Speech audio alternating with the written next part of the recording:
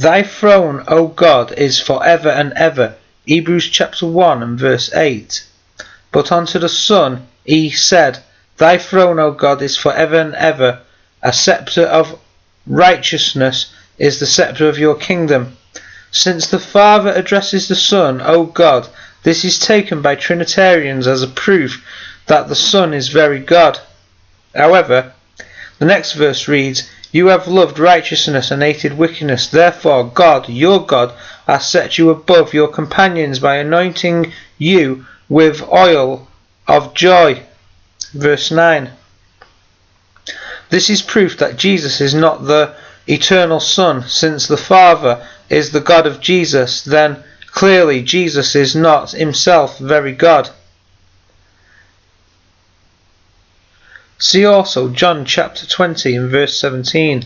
Jesus said to her, Do not cling to me, for I have not yet ascended to the Father, but go to my brothers and say to them, I am ascending to my Father and your Father, to my God and your God. Hebrews chapter 1 and verse 8 is quoting from Psalm 45 and verse 6. In this psalm, the Hebrew word Elohim is translated God.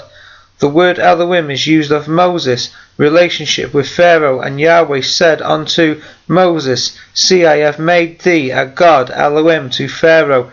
Exodus chapter 7 and verse 1. It is also used of the judges of Israel. Psalm 82 and verse 6. Compare John chapter 10 and verse 34. Exodus chapter 22 and verse 9 and 28.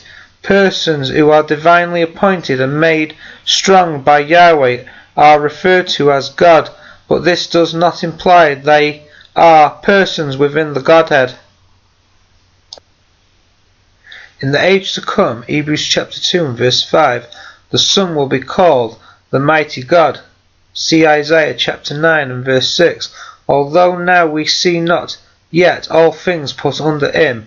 Hebrews chapter 2 and verse 8. In the kingdom age the Son will reign with power and authority of his Father. 1 Corinthians chapter 15 verses 24 to 28.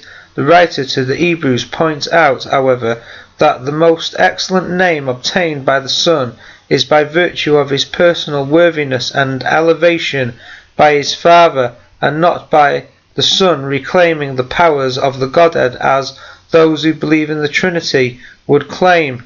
Thou hast loved righteousness and hated iniquity. Therefore God, even thy God, has anointed thee with the oil of gladness above thy fellows. Hebrews chapter 1 and verse 9.